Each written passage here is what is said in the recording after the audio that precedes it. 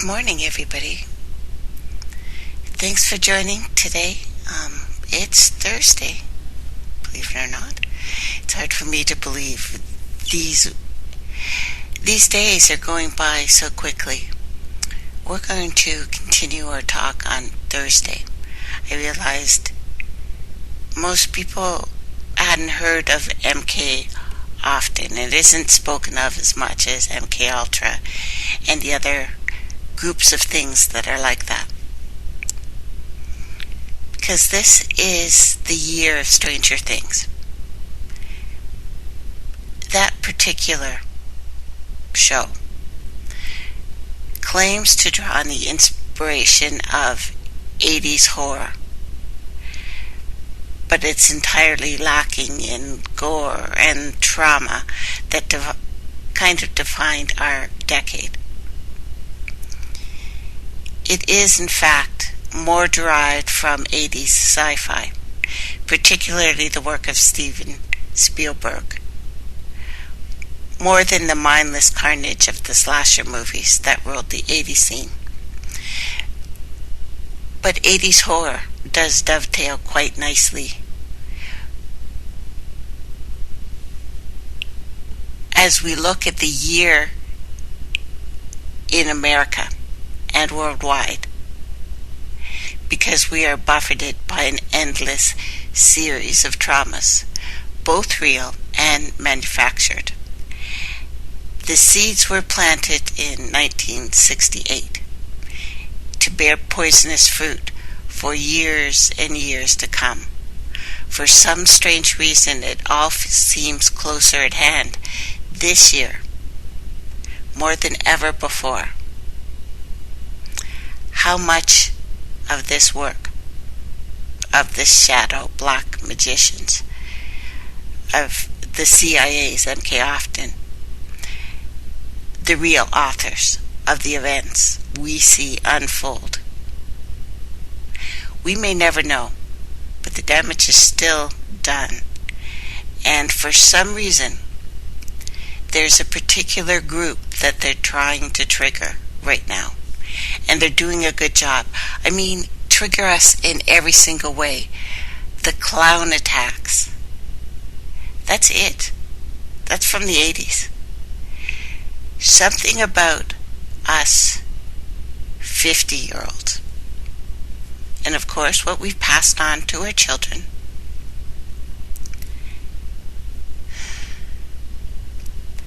Is being triggered right now before our eyes. You want to talk about a Mandela effect? Well, it was a Mandela effect that was planted. Now, let's go back and continue. The SEI contributed a social laboratory to Often in 1972, the University of South Carolina, in the form of a course of rituals, demonology, and voodoo. So what is the SEI? The Scientific Engineering Institute in Boston. Another CIA cover, of course, but it was actually established in 1956 to study radar. Yep, radar again, because we've heard that a lot. Constantine said, now this is from a researcher, Alex Constantine, who wrote about psychic dictatorship that had taken over the planet.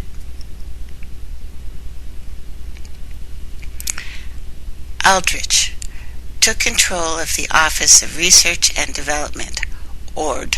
They love those three little letter words. In 1962 from Gottlieb that we've gone into in detail. CIA behavioralists carefully studied every aspect of the occult underground.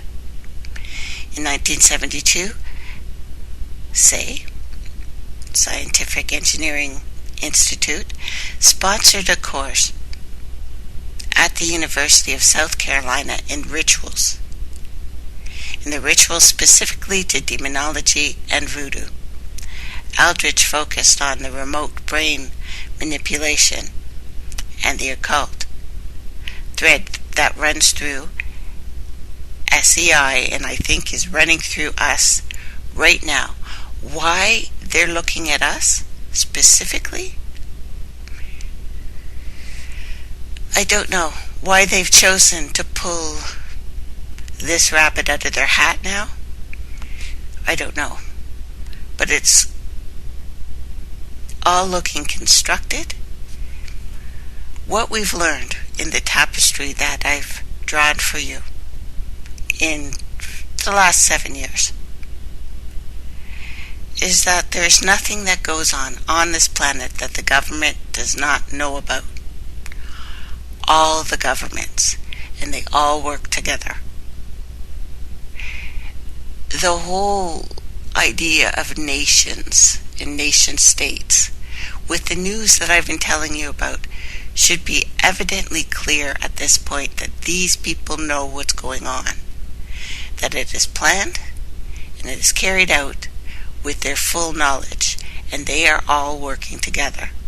Now, Aldrich's interest in the occult, shared by scores of others in the intelligence world, may explain his panache for remote brain manipulation, as it is based in psychic technology.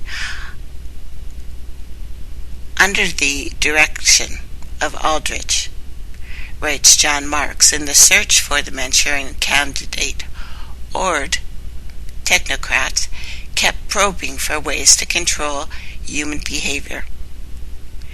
And they were doing so with space-age technology that made the days of MK Ultra look like horse and buggy. And added to the AI, which is controlling your Facebook, your Google, pretty much everything that we're using to interact right now. This is deep science. Super brains at work. All in control of everything right now. Completely in control of Facebook. It's been admitted. It's scientific fact now. Now, Dr. Aldrich was born in Evanston, Illinois. He attended Deerfield Academy and Amherst College before entering the Northwest Medical School, which he received his doctorate 47.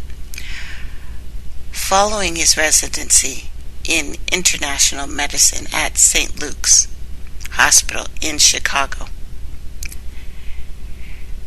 The names that I'm bringing up, the cities in the United States that are having a lot of problems right now, racially, these things have been planned.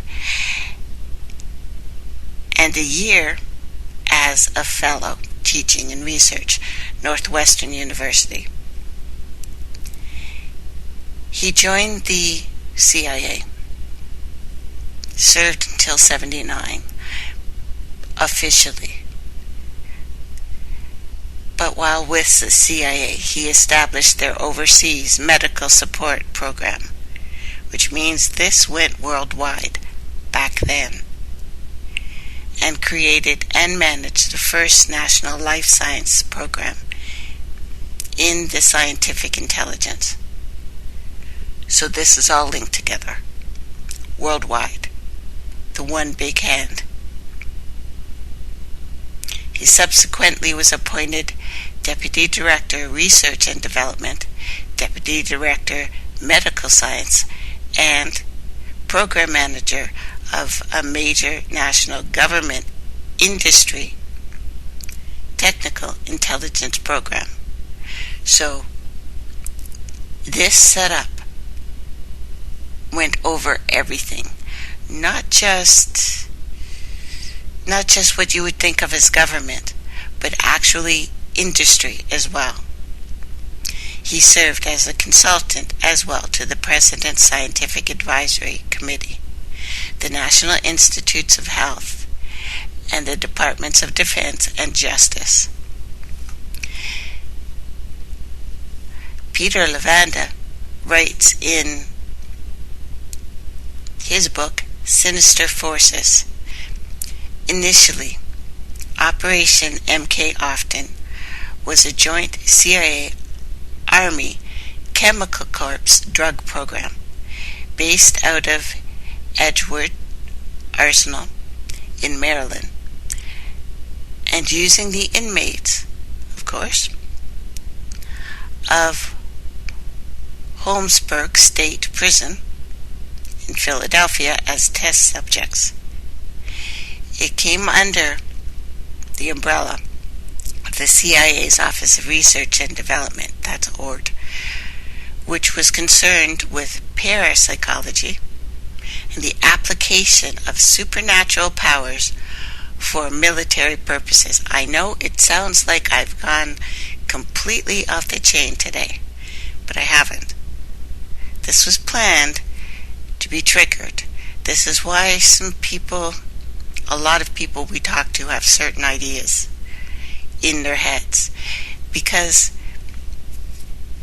now I don't know about you guys, but my parents, my father in particular, was the first person on his street to have television.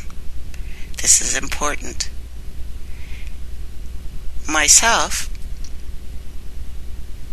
I had a television in my room. I got home from school and there was after school shows. There was cartoons. There was the Saturday morning cartoons. You guys remember those? In the afternoons, there were scary movies. Specific kinds of scary movies. So, myself, I went from watching old movies, because they were replayed, of course. Stuff like Shirley Temple. And it looked beautiful and innocent and sweet, and then we've come to find out that she was tortured to be able to do those shows. For it changing to Chitty Chitty Bang Bang sing-song shows, to, again, same actors being used for more hocus-pocus kind of things than bed knobs and broomsticks. Then things got darker and darker and darker. For us, specifically, our group, who were the first to run home and watch TV.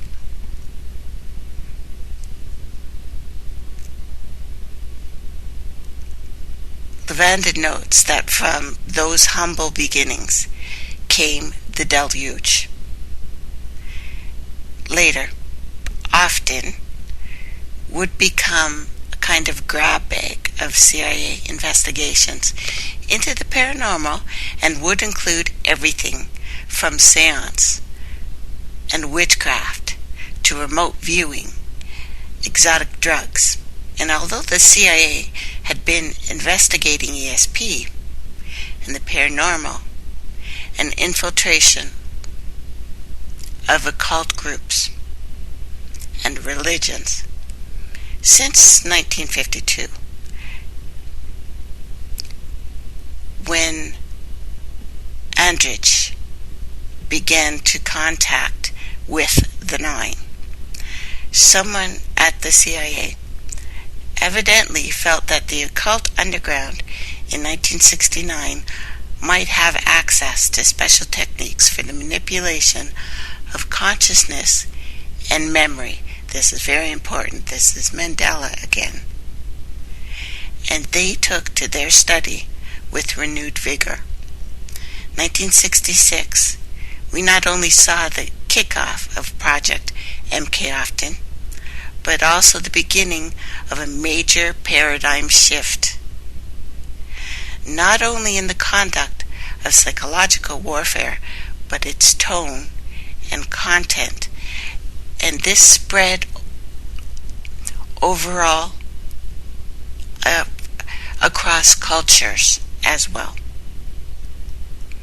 In fact, so much occultism would creep into the public consciousness in 1966 that one author close to it called it Year Zero. For the book, Here's to My Sweet Satan, how the occult haunted movies, music, pop culture, especially 1966 to 1980. I was born in 64. Dark forces began to swirl and hover over the psychic landscape and would carry out periodic bombing runs on the body politic, leaving lasting collective traumas in their wake. This is when certain ideas of UFOs began to creep into subcultures given from the CIA. This is why I talk to women who are very intelligent, strong women in every way except when they're at home and they allow themselves to be doormats out of love. This is why men have become so distant to us. This has been programmed. It's because they've been flooded with certain ideas, like we have been crippled by certain ideas. So how many of these shocks were orchestrated? And how many arose in the poison atmosphere is sometimes hard to determine. And in the long run, immaterial probably. Because once the genie's let out of the bottle, it does whatever it wants. So most of you are familiar with the events in question here. They've been discussed time and time again in print, on podcasts, on film, in other media. But if you look at them, not as random events anymore, because nothing happening to us or in our view is random, or even as events manipulated by various generic intelligence agencies. Look at them as specific events orchestrated by a specific working group within a specific agency for a specific purpose. Then they take on an entirely different character, and they start to seem like acts in a play, or chapters in a book, or more accurately, the workings of a black magic spell. Concurrently with the birth of MKOFTEN, 1966 saw the establishment of the Church of Satan, San Francisco, created by Anton LaVey. His birth name, Howard Stanton, but that doesn't sound really creepy. Howard Stanton LaVey. LaVey claimed to have worked as a former police photographer, and according to Jacques Vallée, continued to work for the SFPD as a credited special secret agent or special agent. A trained musician and circus showman, LaVey understood the power of spectacle, how to play the media like a drum, and the media were only too happy to oblige. Anton knew the date upon which the first Church of Satan must be established. It would have to be during the traditional night of the most important demonic celebration of the year, when witches and devils roam the earth, orgastically glorified in the fruition of the spring equinox. Well, Spurgnock, I think it's something like that. But anyway, it's the night of April 30th to May 1st. LaVey shaved his head as part of a formal founding ritual. In the tradition of medieval executioners, carnival strongmen, black magicians before him to gain personal power and enhance the forces, surrounding his newly established satanic order. To make the ritual complete, LaVey declared 1966, Year 1, Anno Satanas, the year of the reign of Satan. Michael Aquino, an Army intelligence officer specializing in psychological warfare, probably not surprised about that, joined LaVey's Church of Satan in '69 and rose to leadership position before leaving to form his own Temple of Set, 1975. 1966, again pivotal year for another notorious satanic cult, the London-based Process Church of the Final Judgment, formed by two disgruntled Scientologists, Robert and Mary Ann de Grimston. In June '66, the de Grimstons and a group of about 30 processians, as they called themselves, left for Nassau. Further suggests included $80,000 yacht and first-class journeys to Turkey and Asia for these people. After some wandering, the group ended up in Mexico, Sul. The name means the end in Mayan, by the way, and made camp. Living on fruit and fish, swimming, making love, having group encounters.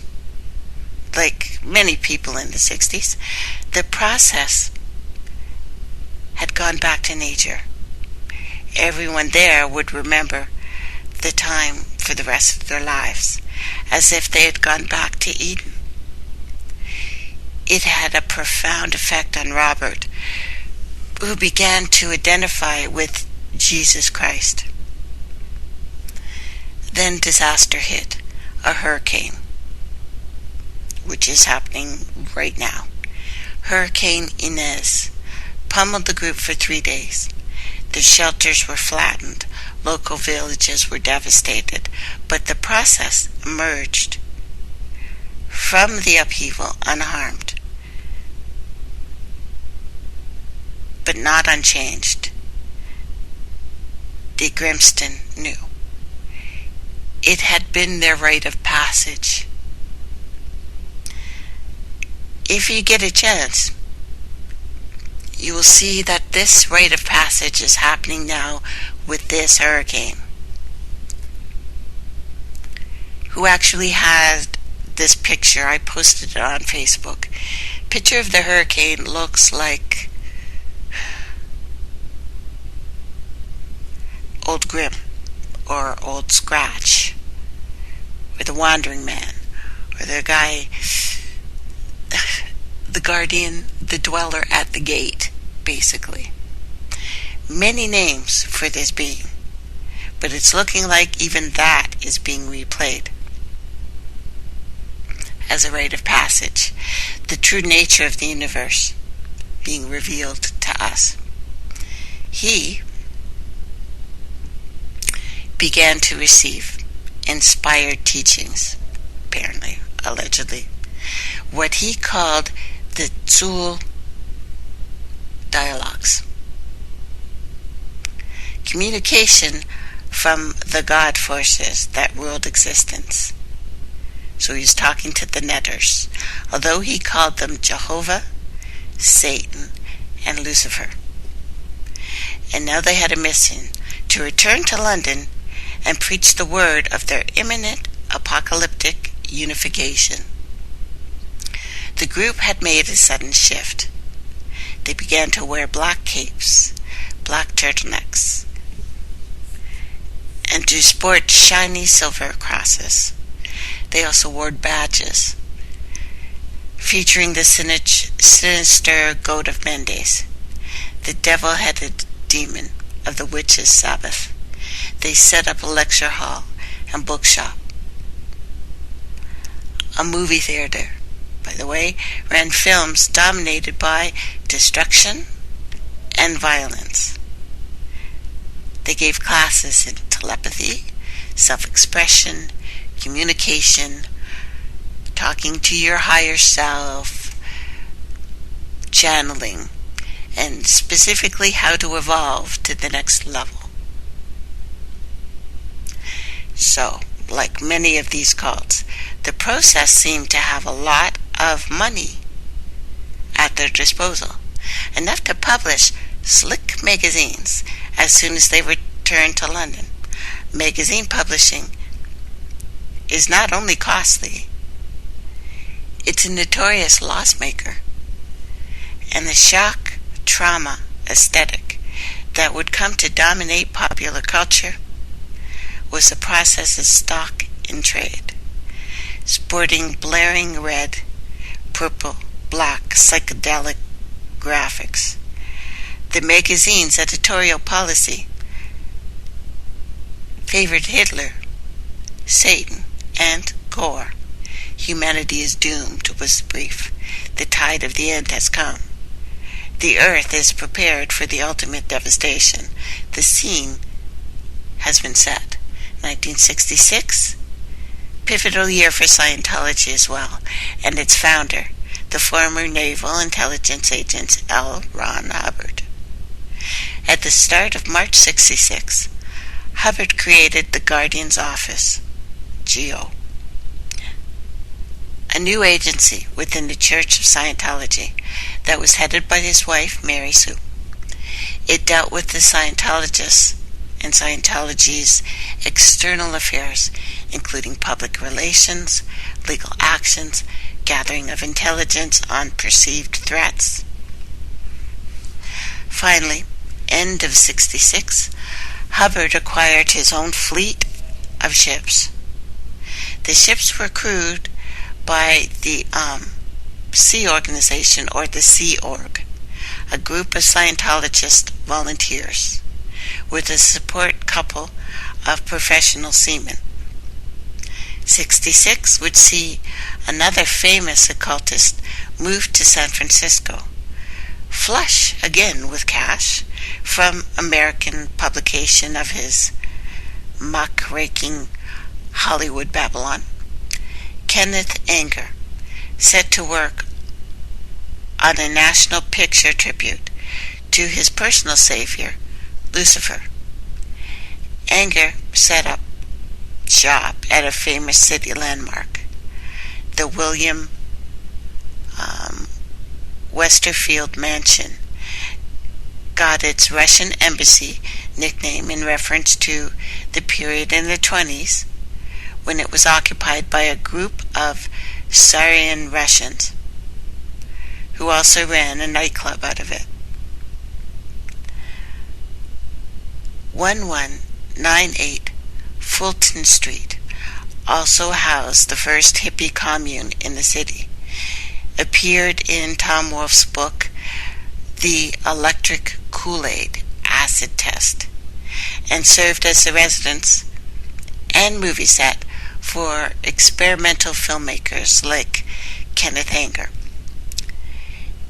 It was here Anger began work on Lucifer Rising, but the young hippie boy he cast in the lead died when he fell from a skylight. Next, Anger cast a future Mason family member, Bobby Beausoleil, beautiful son, Beausoleil. Though Anger would claim that Beausoleil took off with the negatives for the film when he split for LA. Royalties from Babylon weren't Anger's only source of income. However, with Scorpio Rising finished and Anger now living in San Francisco, he went to the Ford Foundation. Yeah, Ford, like the cars and the trucks, which had just started a program giving out grants to filmmakers. And just in case there were any doubts about Ford Foundation, go to Wikipedia. John J.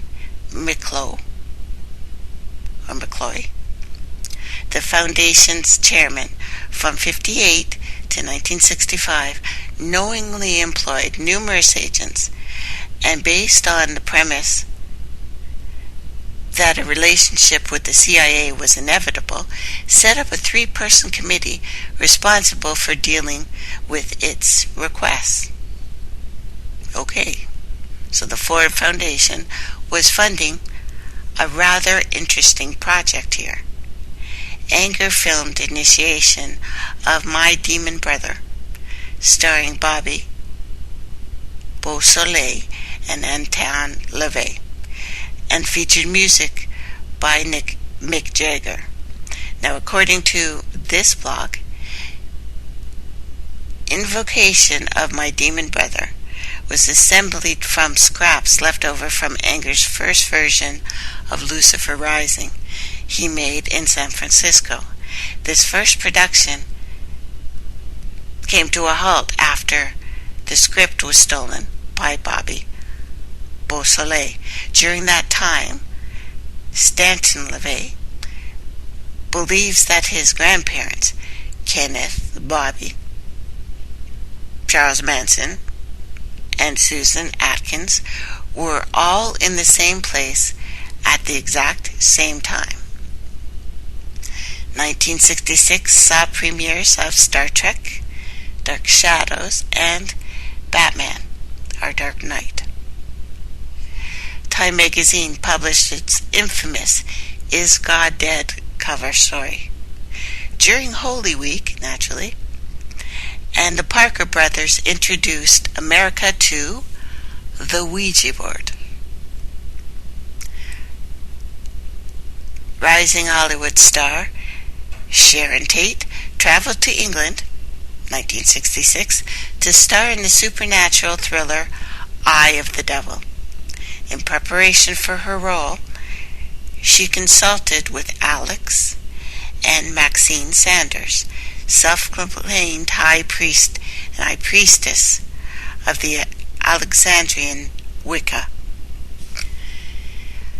And on August 1st of that year, former Marine Charles Whitman killed 14, wounded 32 from a tower at the University of Texas in Austin in one of the first modern mass shooting events.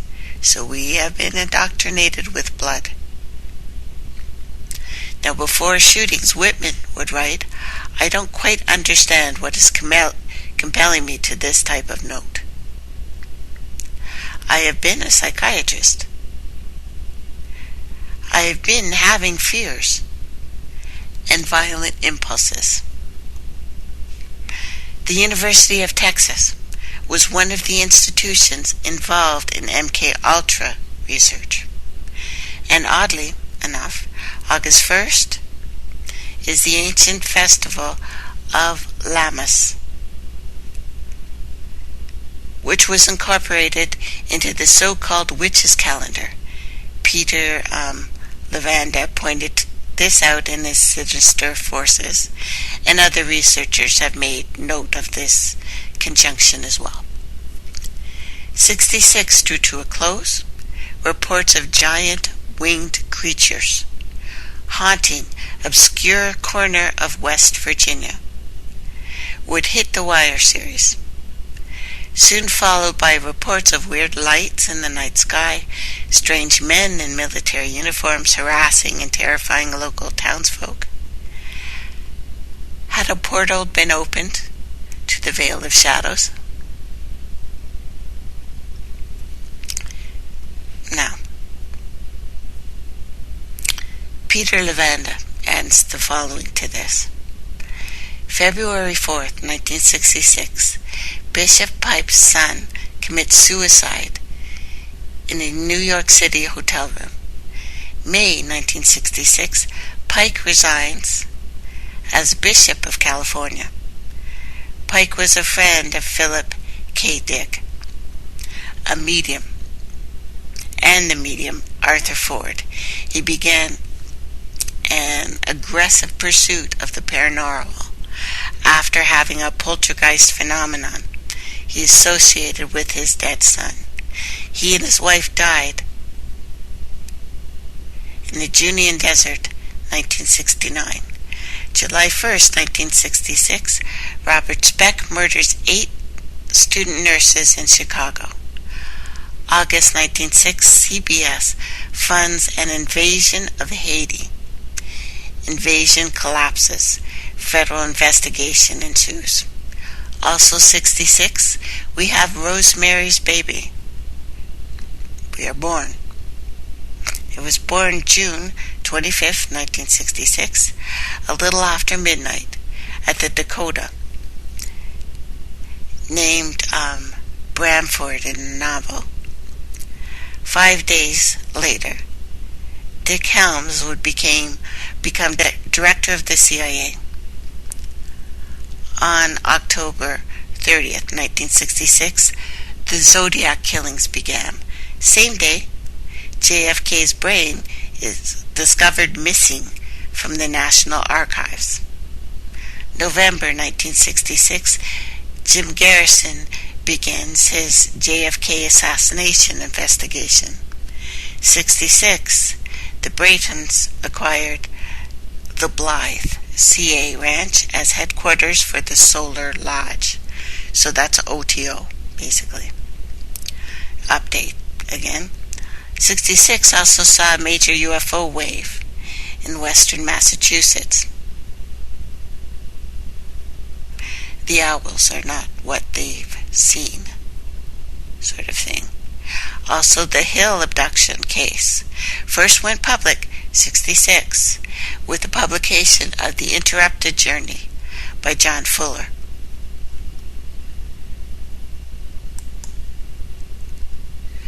Are we replaying that year?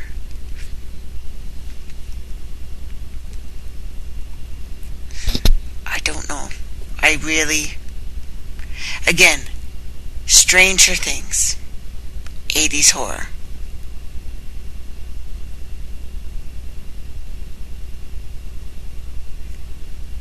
And we are seeing a series of satanically inspired crimes and serial murders. Strangeness, are we not? There's also the fact of Satanism popping up again and again in crimes and abuse cases. There's been ongoing controversy over even the existence of satanic ritual abuse on an organized scale. But there's pretty widespread agreement that it's common among individual abusers.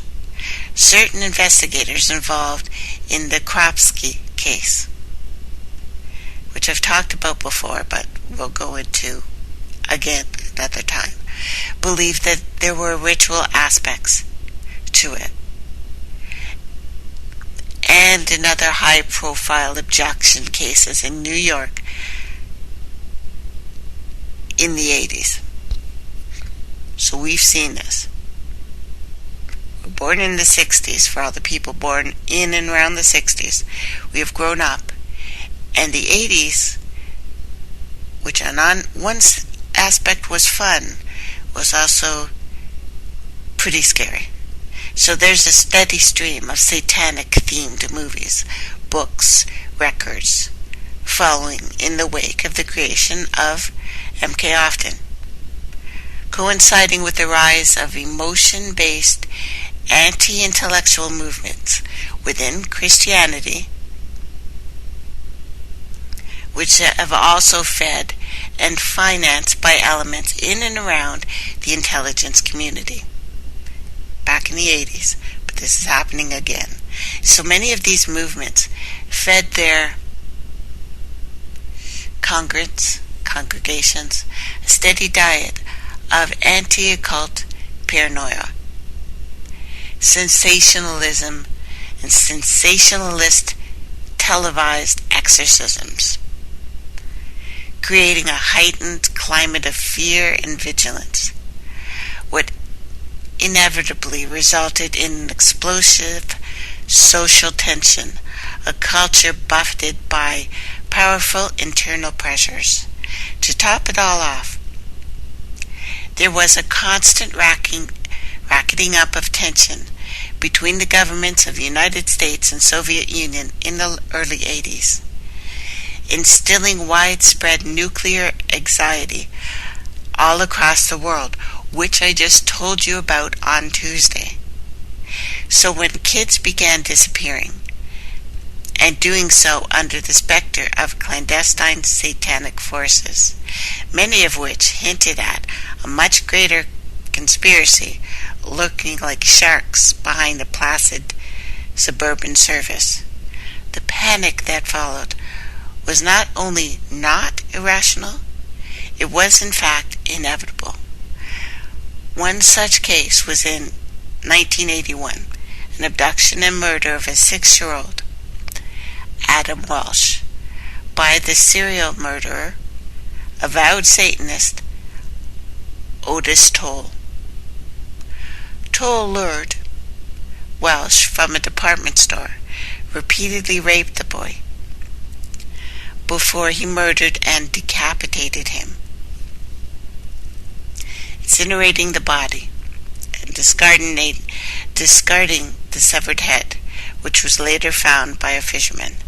Toole was the sidekick of Henry Lee Lucas, prodigious serial killer, whose death sentence was inexplicably commuted by the Texas governor, George W. Bush. Walsh's father would become an anti-crime crusader and a host of a long-running TV show, America's Most Wanted. There was also the case of Rachel Runyon, 1982. 3-year-old Rachel Runyon was abducted from the city playground behind her home in Sunset, Utah, August 26, 1982, by a black man driving a blue mid-sized car. 21 days later, her body was found dumped in a creek off a dirt road in Morgan County.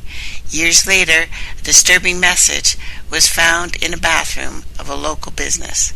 The author claimed responsibility, suggested that the murder was part of a satanic cult or a ritual. And it's very strange, because of the crimes against black men right now. This is another one. It's very rare that you find a black serial killer in this way. It may have happened once in the States, but it's suspicious. Anyway, I'll go on. Police initially dismissed any connection to Satanism until a disturbing event a couple years after the girl's abduction, when Rachel's father visited her grave. An unexplained black rose lay on the stone. Then, 2.5 years after the murder, the following message appeared on the stall door in a 24-hour laundromat. I'm still at large. I killed the little Runyon girl. Remember, beware. Below it was an inverted cross with 3 number 6s, one at each arm, and at the head of the cross. Psychologists associated with the case said the real killer quite possibly wrote it. Why? I'm not sure. But that's what they thought. Then there was a long-running and puzzling case of Johnny Gosch, well known to most in the conspiracy and parapolitics communities. This case would become a major news story, thanks to mostly tireless work of the boy's mother. Gosch, I'm not sure how to pronounce it, Gosch, maybe Gosch, would become one of the first kids to appear on a milk carton, would later connect to the Jeff Gagnon controversy during the George W. Bush administration, There's Bush again. September 5th, 1962, 12-year-old paperboy Johnny Gosch arose before sunup, set out with his work of delivering the Sunday Des Moines Register to the good folks of the sleepy suburban West Des Moines, Iowa. Most times, young Johnny would roust his older brother, or the elder John, his father, and accompany him on his route. But Johnny was 12 now, and it was time for him to test his mettle and go out alone. He's never been seen since. American parenting hasn't been quite the same since, ever. Johnny's disappearance triggered mass hysteria, moral panic amongst parents nationwide. The abduction marked an advent of stranger danger, know that term? And in the aftermath, a story that would unfold as chilling as it was unbelievable, and one that haunts families in Iowa to this day. What later became obvious was there was a predator with a paperboy fetish prowling the streets of Iowa. Barely 2 years later, the case takes an unprecedented, if not nightmarish turn, when a 13-year-old boy, Eugene Martin, is plucked off Des Moines streets while delivering papers, again in the early mornings, a bag left behind, half full of abandoned newspapers, the lone proof that he was ever there. The local police department's behavior was so phenomenally strange, stupefying, inept. It can't help but feed into cover-up theories. Local chief of police was especially obstructed, so much so that the Gosches would threaten the township with a major lawsuit, leading to the chief's firing, and later accuse him of involvement in kidnapping. The FBI? No better. The feds started stonewalling, as captured in the documentary in a film called Who Took Johnny. Is so blatant, unapologetic. You can't help but wonder what is lurking beneath the surface here.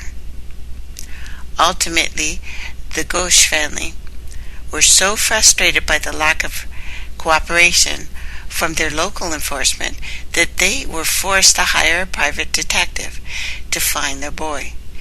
9 years after the boy's disappearance, there'd be a major break in the case.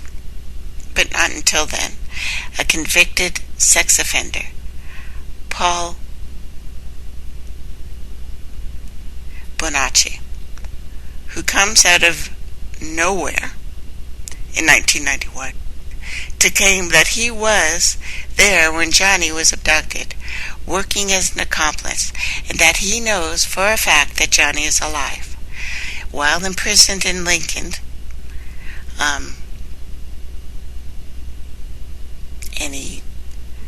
Bonacci goes on tape to tell investigators that he helped physically subdue Johnny, forcing him into the car, chloroforming him to unconsciousness in the back seat.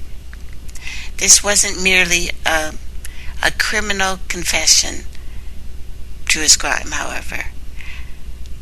Bonacci's sudden admission from behind bars pulls back the curtain on an endlessly layered, Leviathan-like conspiracy that could implicate high-level, power-hungry power brokers around the country. Bonacci tells the police that his role in Johnny's kidnapping was only one of countless crimes that he had been coerced into at gunpoint by his own abductor, a man known only as the Colonel. The Colonel it turns out, is a nom de guerre of a high-level operative in a vast organization of predatory pedophiles operating a very lucrative human trafficking operation. Now, at first blush, this might sound like a typical smoke blown up by a convict looking for a deal. But Bonacci was able to provide Nora Gosch with details about Johnny and the abduction that were not released to the media. And to tie all this back to the overreaching context of Often and its tentacles, Bonacci would later identify the colonel by name. According to Bonacci, the abduction was ordered by Lieutenant Colonel Michael Aquino, who later picked Gosch up at a farmhouse that he was being held at, delivered him to a buyer in Colorado. For years, both boys were used for the pedophilic pleasures of high-ranking government officials. Michael Aquino was a psychological warfare specialist in the Army from 68 until 90. When he involuntarily was discharged as a result of investigations into his involvement in the ritual sexual abuse of children at Presidio Daycare Center in San Francisco. Now, throughout his time, he was also a devout Satanist, self-confessed neo-Nazi. He joined Anton LaVey's Church of Satan in 69, stayed there till 75, when he left to start his own Temple of Set, which had been in operation ever since. So, the traumas of the 50-year-olds. We have been set up for this very moment, and we will see it play out. Let me take a little break. Thanks for listening, everybody, and I will talk to you soon.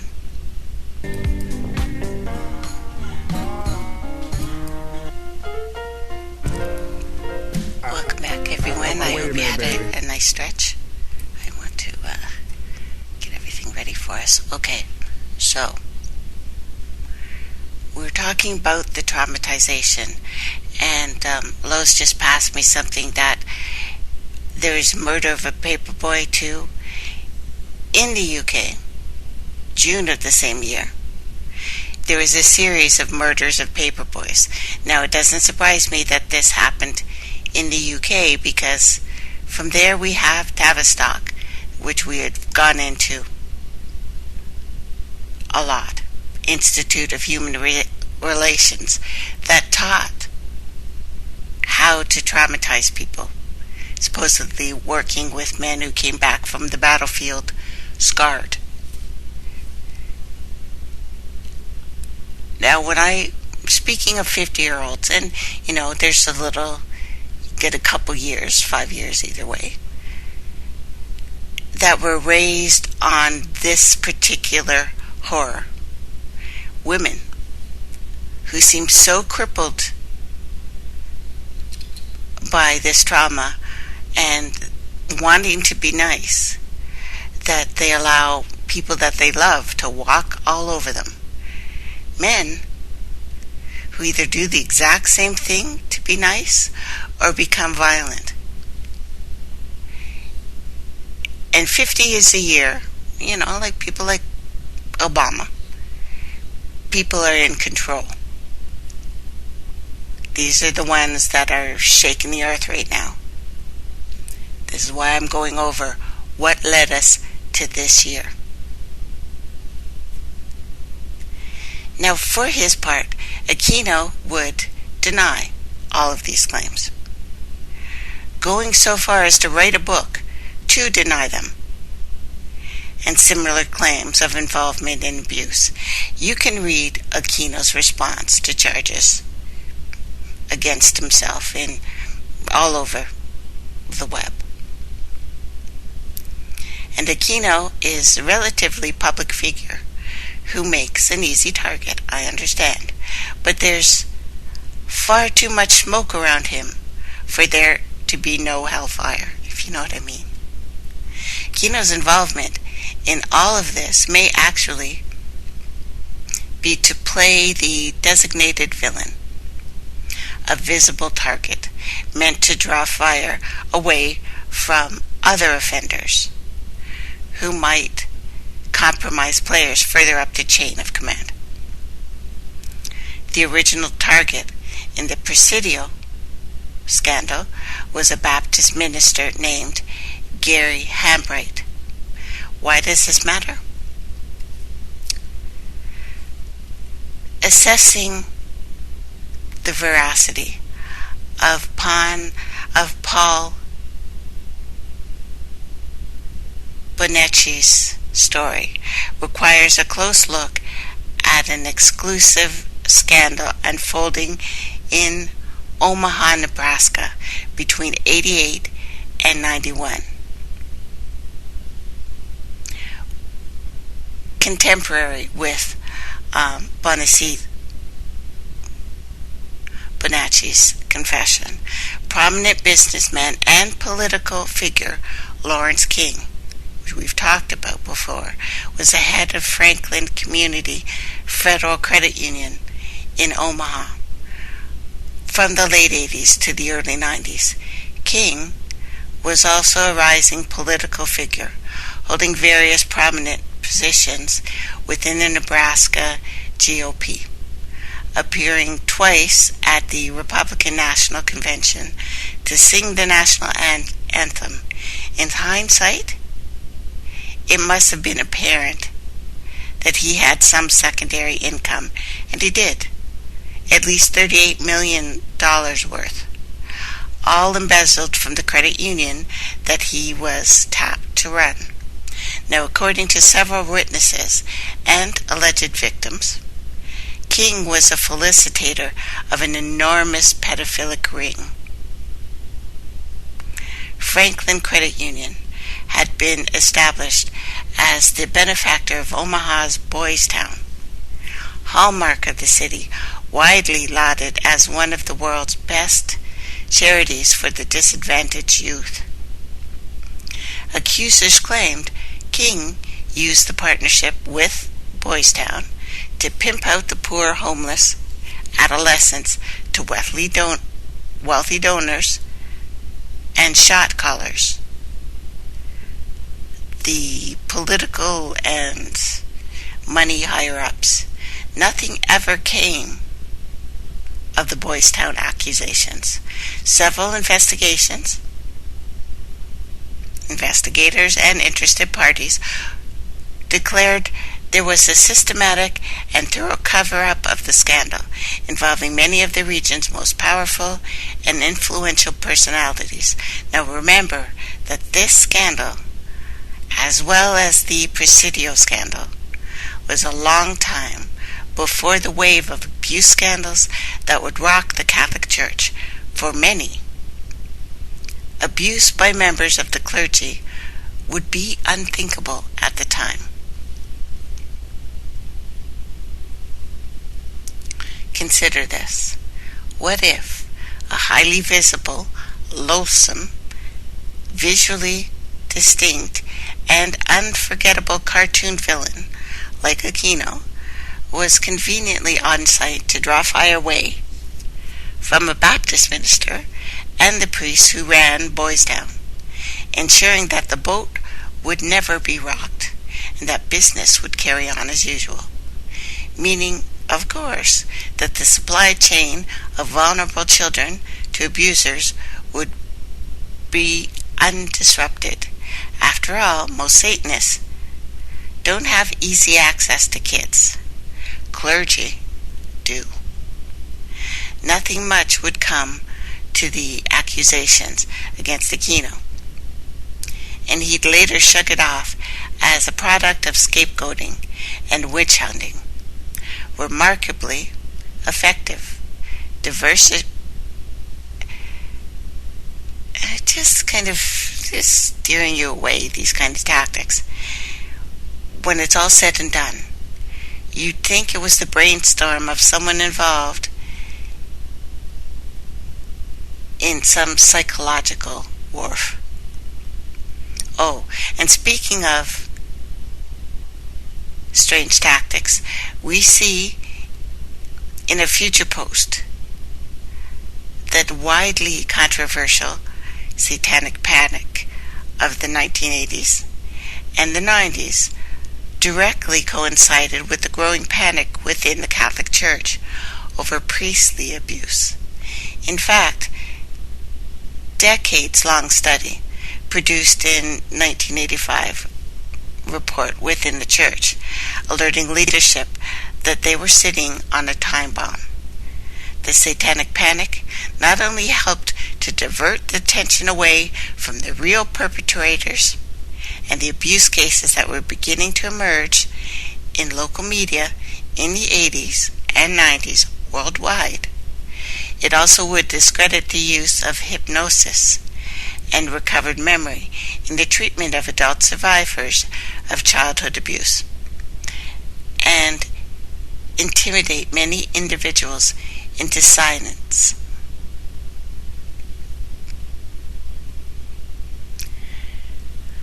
Furthering his credibility as a witness, though, Bonacci would later take a camera crew from America's Most Wanted to the ranch where he said kidnapped kids were being warehoused.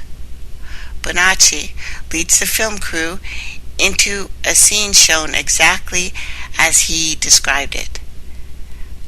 A pit dug beneath a home where he says he was stowed away for safekeeping until the next buyer showed up. What Bonacci showed American viewers next was even more harrowing. Names, messages carved into the wooden joints, which he claimed was desperate breadcrumbs left by the victims of this commercial pedophilia. But that wasn't all. There was another alleged victim there that day, a runaway by the name of Jimmy.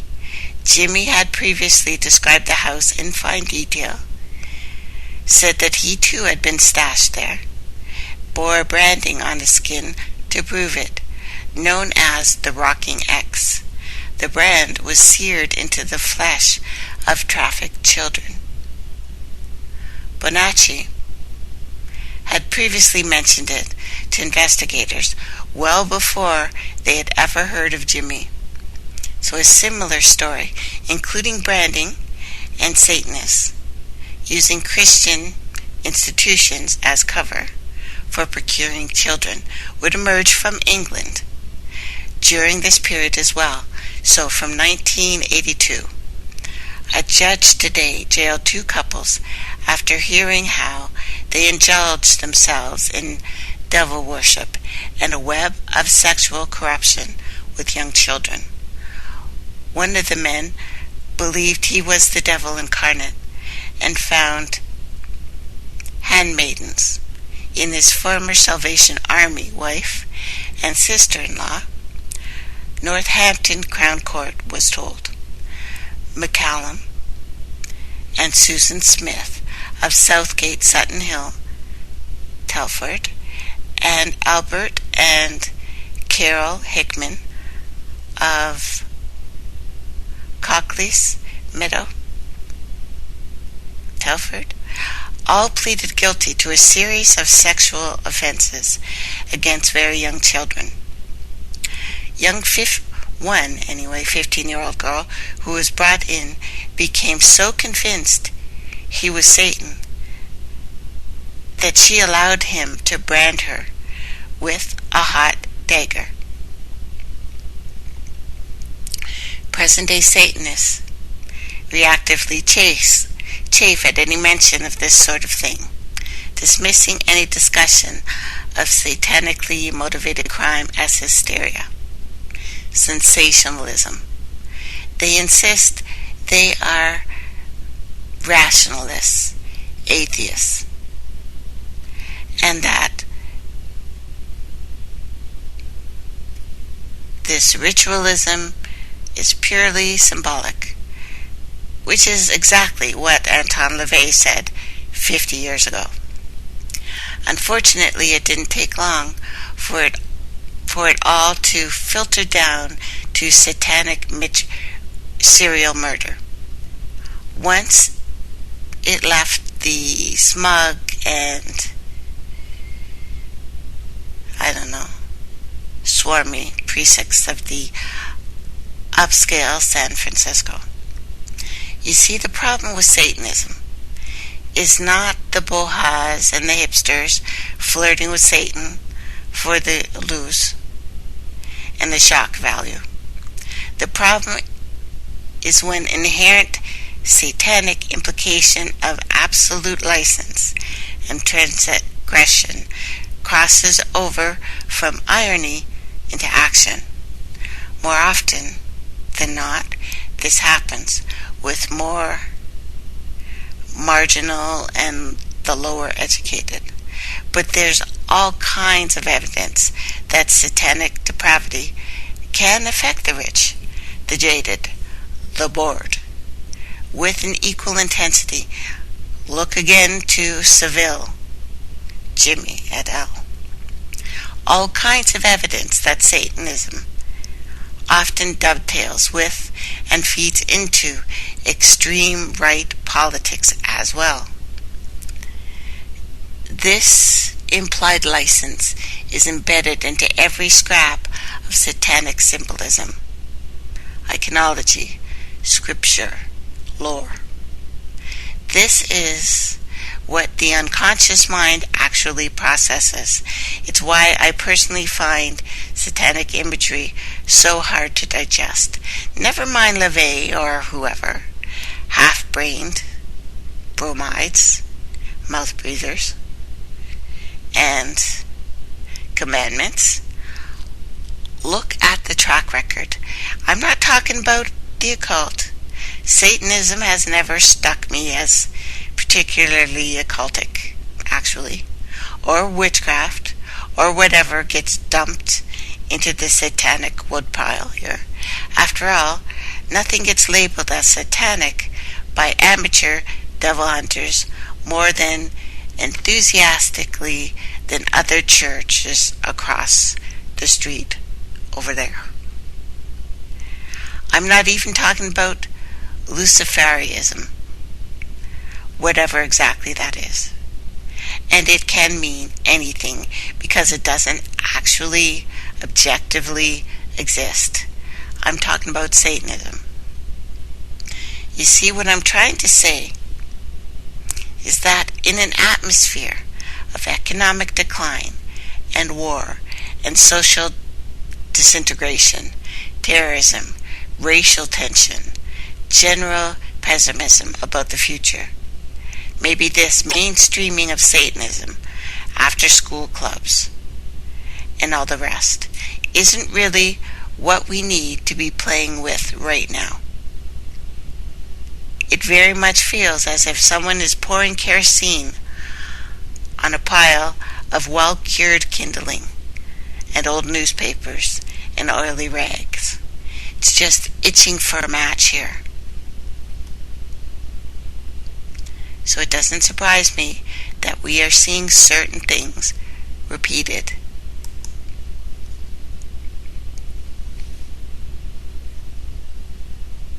'80s horrors.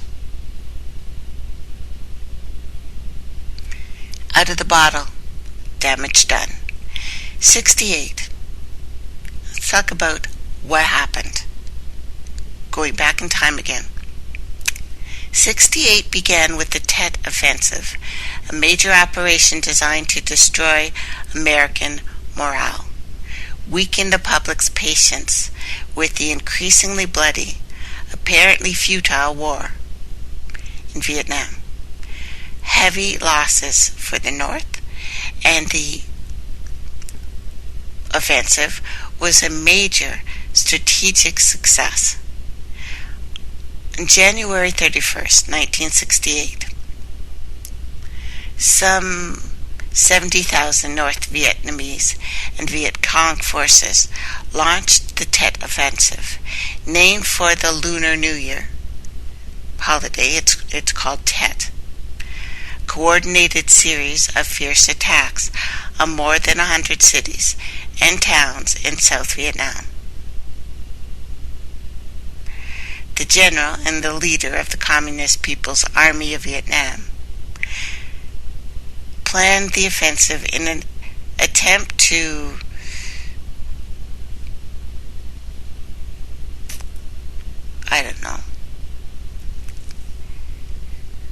foment rebellion amongst the South Vietnamese population, encourage the United States to scale back the support of the Saigon regime, and though the U.S. and South Vietnamese forces managed to hold off the communist attacks, news coverage of the offensive, including a lengthy battle of Hue, shocked and dismayed the American public and further eroded support for the war effort, because now war was televised. And the trauma ensued. And although details of the horror wouldn't be known for another year, 1968 saw one of the most horrific and senseless atrocities of Vietnam War. A company of American soldiers brutally killed the majority of a population in South Vietnamese hamlet of My Lai, March 1968, though exact numbers remain unconfirmed or hidden. It is believed that as many as 500 people, including women and children and elderly, were killed in the My Lai massacre. The public's patience with war wore thin, as details of the massacre were revealed. But it wasn't until the end of the nightmare in Southeast Asia, which really hasn't ended, and not by a long shot. Early in April, Martin Luther King was assassinated in Memphis. A drifter, apparently, named James Earl Ray, would be arrested and convicted for the assassination, but would protest his innocence until his death. A lot of other people would come to doubt the government's version of King's killing.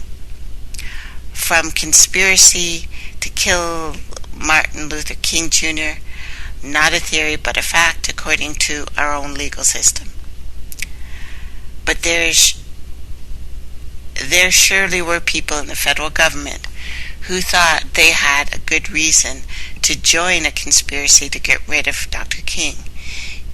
He was deep into planning for a Poor People's Campaign, which would bring poor folks of every race and ethnicity to Washington, D.C. This meant redistributing wealth, an idea that made perfect sense to Dr. King, who was a harsh critic of the evils of capitalism as well as communism.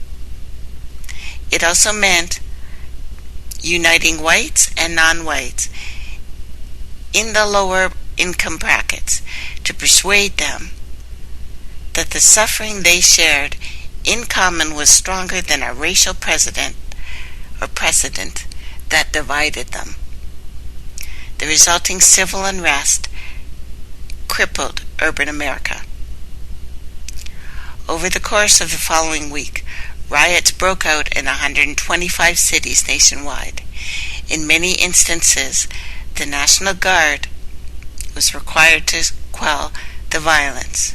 When they were over, some 39 people were dead, more than 2,600 injured, 21,000 arrested, damages estimated at $65 million, about $385 million today. But the real damage was rendered over a much larger term. Riots literally burned out centers of major American cities. In the aftermath, few investigators, insurance companies, or business people were willing to ever return. Dozens of inner cities, already under the strain from the suburbs simply collapsed, leaving in their wake a vast chasm of the unemployed and crime and poverty. Adding to the apocalyptic mood of 1968 were the Paris riots, which brought an entire country of France to a standstill and nearly collapsed the government. This volatile period of civil unrest in France during May 1968 was punctuated by demonstrations and massive general strikes, as well as the occupation of universities and factories across France. The protests reached such a point that the political leaders feared civil war or revolution. The protesters spurred an artistic movement, but also intense violence, which ultimately ensued, assured their defeat.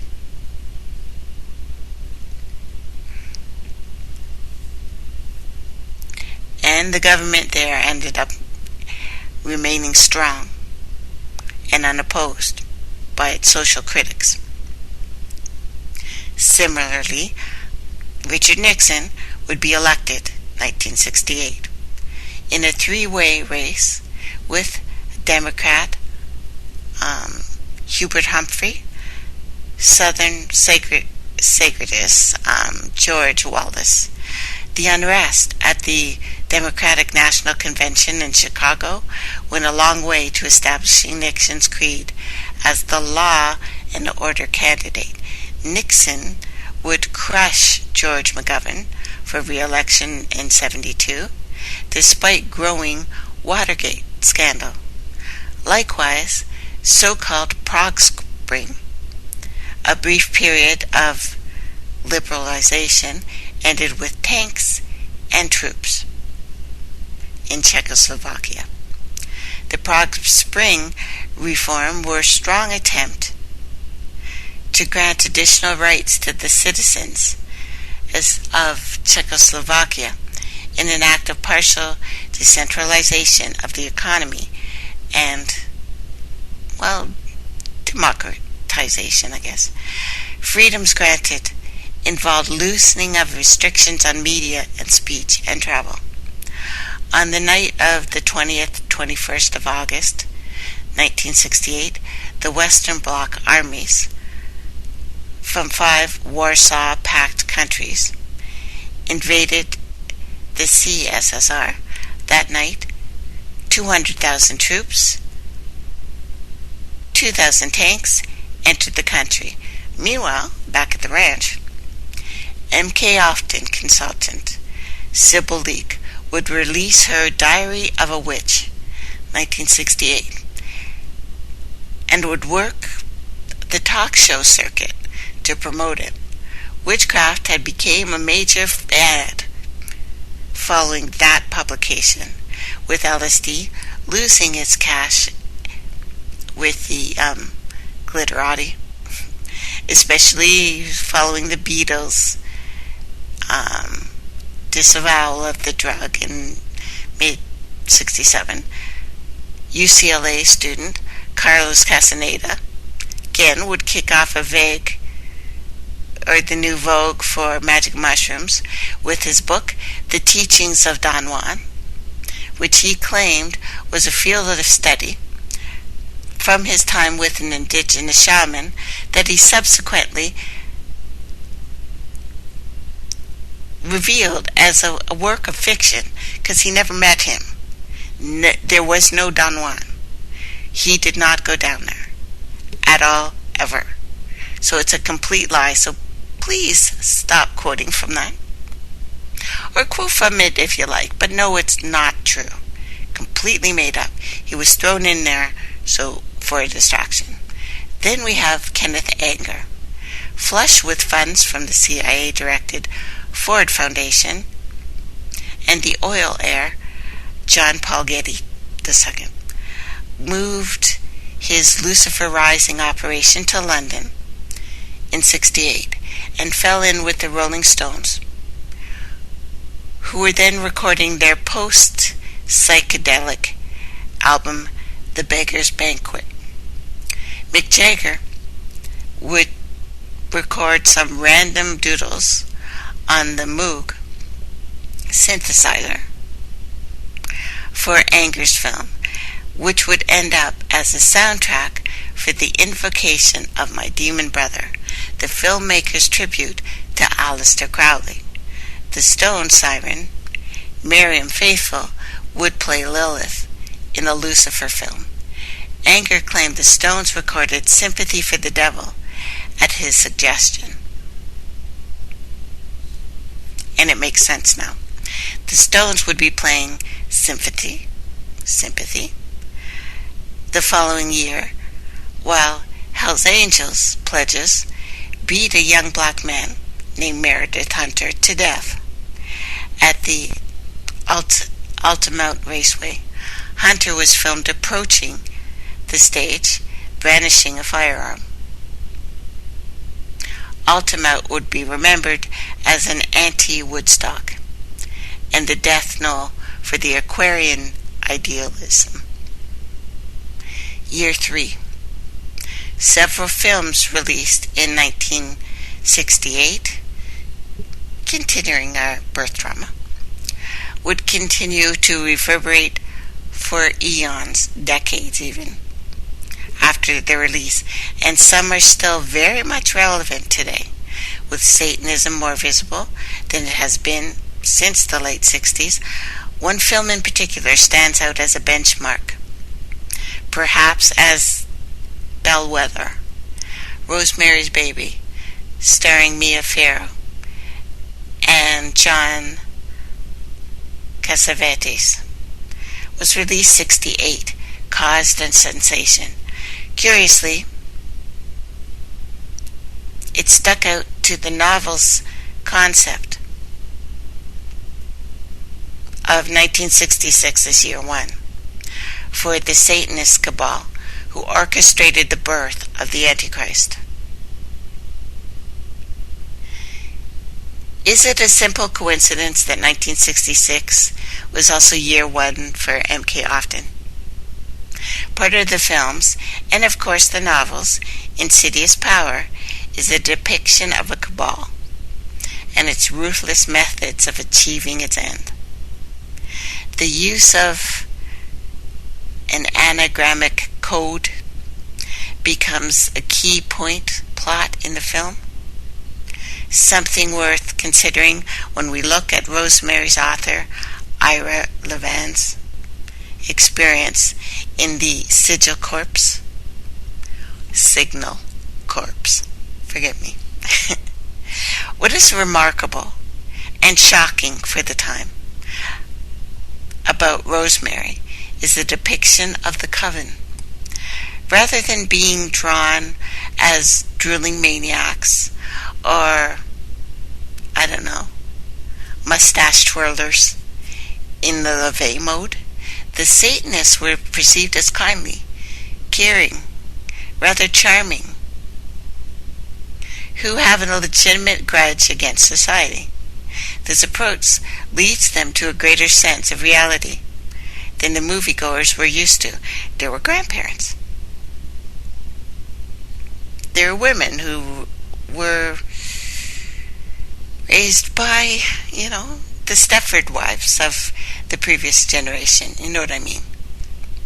Rosemary still holds up as a class, a master class in modern suspense, marked an artistic high point for its director, Roman Polanski, who likes to rape young girls, and who would stare into the face of evil the following year when his pregnant wife was murdered by Susan Atkins and other members of the Mason family.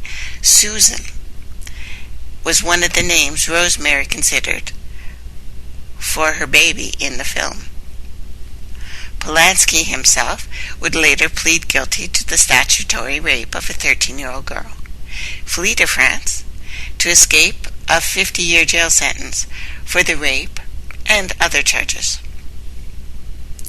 Rosemary was filmed at the famous Dakota Building, New York City, a detail that would be recirculated when John Lennon was killed outside it by Mark David Chapman in the 80s, 1980.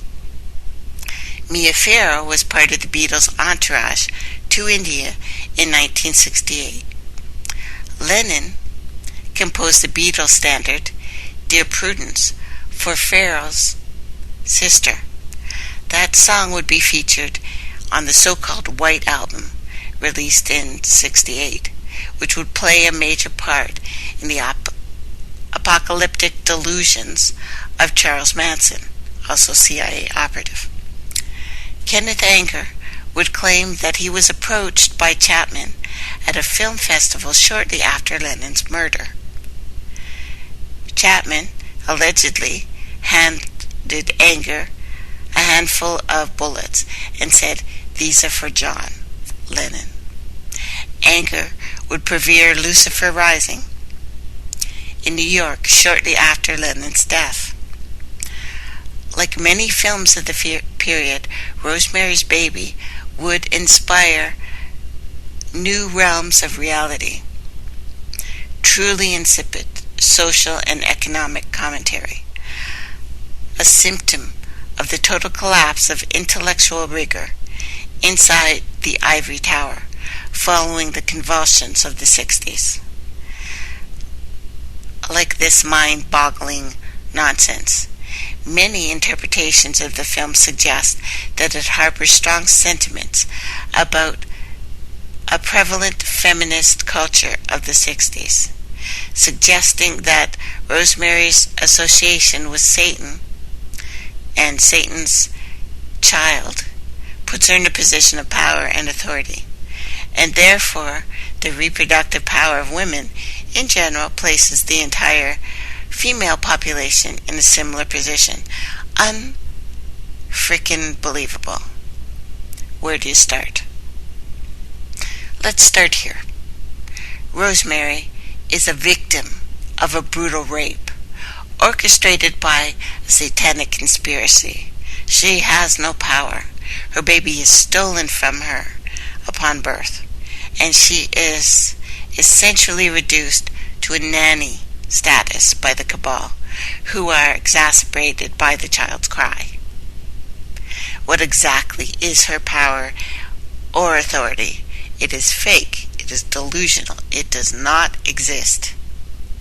And any illusions that Polanski, convicted rapist, remember, is some kind of feminist ally, are pulverized by his treatment of his first wife, Sharon Tate. Polanski filmed orgies at their house and showed the videos at parties, later reported to be sadomasochistic porno movies with mainly recognizable Hollywood faces. He trolled Sunset Boulevard and its club for girls. He brought home for threesomes. Sharon was totally intimidated by him. Polanski told her how to dress. He told her what makeup he liked and didn't like. He preferred her with nothing, no makeup, but he ruled her entire life from the time she met him. Tate's friend, Joanne Pratt, said, "Did Polanski film these pornos for blackmail purposes? Might that have explained some of Hollywood's irrational support for him? Still, another of the national traumas of '68 was the assassination of Robert F. Kennedy in Los Angeles. Kennedy, frontrunner for the Democratic presidential nomination, killed at a campaign appearance by a Palestinian immigrant, Sirhan Sirhan. But Sirhan's story, which we've talked about, got stranger the more you look into it, filled with stories of Rosicrucians and second shooters and strange girls in polka dot dresses. And that was only the start. Sirhan may well have had contact with the processed church, or whoever was using the church as a cover. At Sanders, in the first Dutton edition of The Family, the story of Charles Manson Dune Buggy Attack Battalion, suggested that the processed church had a baleful influence on Sirhan Sirhan. Sirhan talked several times prior to Kennedy's death about visiting a certain occult group in London. A process member called Lloyd worked as a chef at the Ambassador Hotel at the time of RFK's assassination. Sirhan visited a friend at the Ambassador Hotel's kitchen only a day before that assassination. In the revised 2002 edition, The Family, Sanders recounted a 1974 investigation into a satanic group of English origin conducted by an Immigration and Nationalization Services commercial investigator, Richard Smith. Now, according to Sanders, an investigator working for him contacted Smith and was allowed to read his report, which stated English Satanist cult members involved Sirhan Sirhan and invited him to a number of parties that were sponsored by television people in Los Angeles. And at one of the parties, it took place at Sharon Tate's residence. At these parties, it was averred, it was sexual, it was ritualistic activities were reported to have occurred. Conclusive? Not really. But yet more sulfuric smoke around the process, and the same people being mentioned over and over and over again. Trauma-based mind control. The nonsense written about Rosemary's Baby pales in comparison to the endless attempts to graft a therapeutic social commentary onto another 1968 landmark, The Night of the Living Dead. And what do we have playing now? Zombies after zombies, do we not? Created by a team of television commercial producers and demonstrated and distributed by a fast buck outfit, who curiously neglected to copyright that film. Night would spawn a genre that is popular today, more than ever, the dehumanizing, sadistic zombie genre. Zombies have been seen in movies before, of course, but never like in Night. Prior to the release of the film in '68, zombie movies focused on voodoo zombies, which meant living victims that were turned into slaves by the supernatural forces. That stopped then. We no longer talk about the voodoo zombies, or rarely. It's because they don't want to mention the voodoo beginning of this, because it is MKOFTEN, and that's what this is. Now, the Night of the Living Dead changed that by rebranding the zombie into an undead killer that hungers for human flesh or brains. Also established much of the lore that surrounds modern zombies, such as the idea of having to destroy the brain of a zombie to kill it, zombies being afraid of fire, and so forth, that never existed. Nearly every zombie movie since 1968 owes its roots to Night of the Living Dead. Even those that deviate from the formula still look to this. Since its release, there's been a never-ending deluge of nonsense like this written in the film, or about the film. Some film schedulers argue that this film can be read as a subversive critique of the 60s American society, with most of them interpreting the film as dealing with racism, the Vietnam War, patriarchal society, and the distrust of authority. Now bear in mind, this is a movie in which an 11-year-old girl is depicted eating her father's corpse. Perhaps the efforts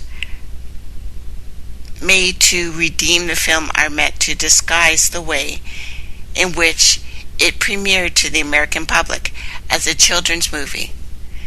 Yeah, you heard that right, a kid's movie.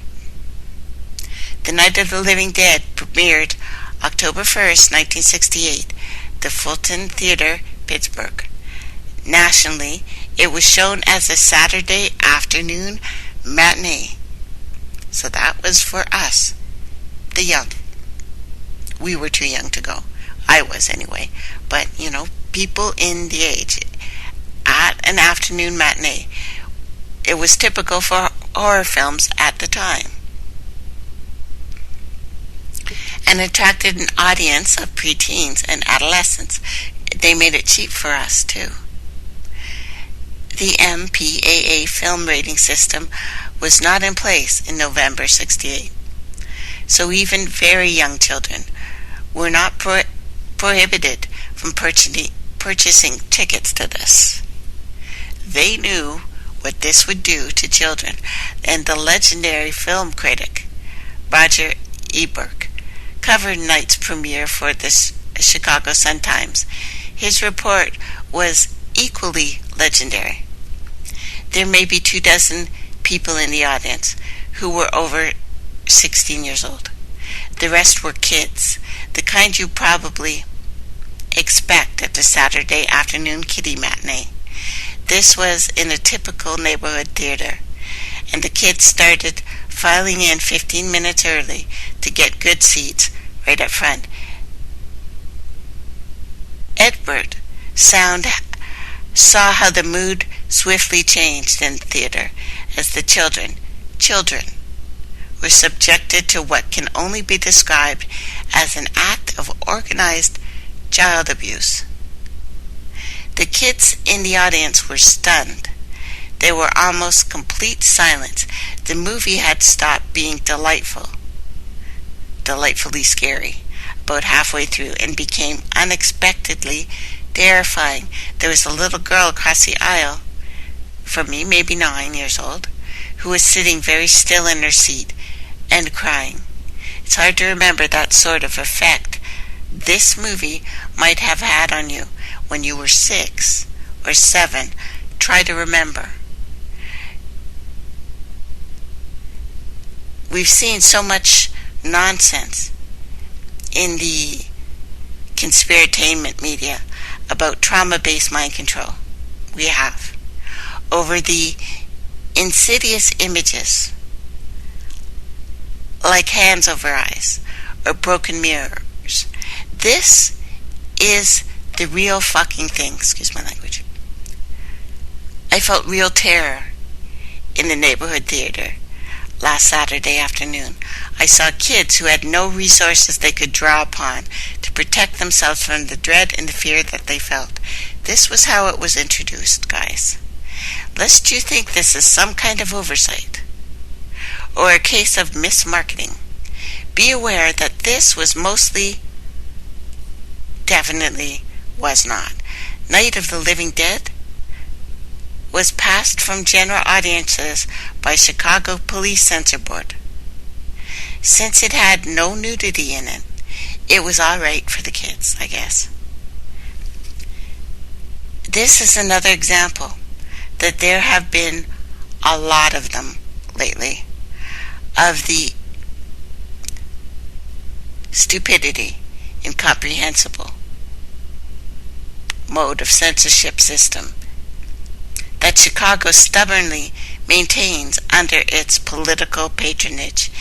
Incompetence? Rest assured that if there had been a nipple accidentally exposed for half a second, that film would have been pulled. This was deliberate. This was no accident. The effects that extreme horror can have on the viewer are very well known, and on a child, it never leaves you.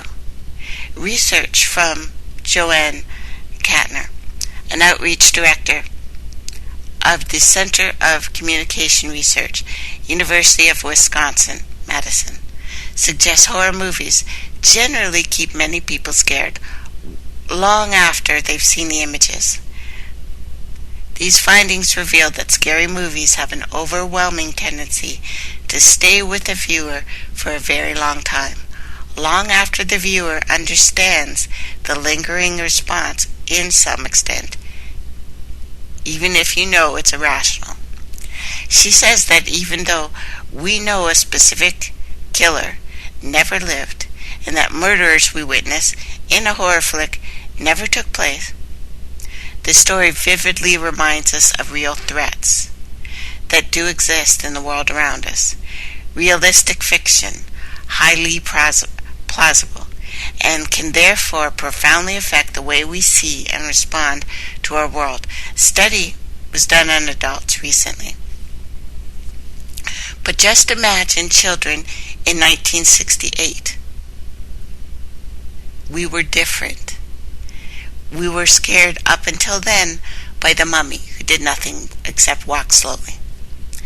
Studies like this have been done for a long time, and despite protests by producers and their shills, the effects of exposure to endless gore, extreme violence, are unanimously negative. Now, horrific imagery has its place, I guess, in storytelling. Most of the films that followed the Night's Wake reveled in gore simply for its own sake. It changed, devoid of anything moral or ethical or context of those things. What exactly is the moral contact of the Night of the Living Dead? It ends with nothing but death and despair. And it was originally marketed for the children. So the Night of the Living Dead didn't pioneer the use of gore in exploitation film. That horror goes to the mind-numbing blood feast, a moronic twist on Hitchcock's Psycho, made by a fast buck artist Herschel Gordon Lewis. It's considered the first splatter film. The movie is uniformly awful in every conceivable manner. It is distinguished by curious use of occult imagery, a sphinx behind a cardboard or title board. Blood Feast, 1963, American splatter film, directed by Herschel Gordon Lewis. It concerns a psychopath or a psychopathic food center who kills women so that he can include their body parts in his meals, performs sacrifices to his Egyptian goddess Ishtar. What? Dozens of imitators would follow, including arguably Night of the Living Dead. But sadism and cruelty of the 60s slasher films was cartoonish compared to what would happen in the 70s when these kids got older or their training got better. I'm not sure which. Notably, Last House on the Left, Texas Chainsaw Massacre, the psychopathic, the misogyny, and indeed misanthropy depicted in House, so extreme that the film's distributor was forced to try to redeem the film with something ridiculously therapeutic, like a disclaimer, I guess. The movie makes a plea for an end to all the senseless violence and inhuman cruelty that has become so much a part of the times today. We don't think any movie can go far or far enough in making this message heard. Really? John Carpenter would up the ante in 1978 with Halloween, which invented or invited the audience to see carnage from the killer's point of view. That's when the killers start sneakily becoming the good guy. Critics blame the film for spawning the entire slasher subgenre, which they felt rapidly descended into sadism, misogyny, which he did. Mick Martin and Marsha Porter critiqued the first-person camera shots that earlier film reviewers had praised and later slasher film directors utilized for their own films, claiming it encouraged the audience to identify with the killer. Martin and Porter pointed to the way the camera moves in on the screaming, pleading victim, looks down at the knife, plunges it into the chest and the ear or the eyeball. Now that's sick. Halloween would have no small effect, and besides launching a franchise of films, there would be no less than 293 slasher films made in the 80s alone, most of which centered on the brutal murders of very young women, especially if you even looked sexually active. So saying any of these have to do with feminism is wrong. Now we will continue this on Tuesday. And I think we'll see more of how we've been set up. 50s and 60s, 40s people. If you're in that age, you know what I've just talked about. Thank you for listening today. I'll be back Tuesday. Have a wonderful weekend, everyone.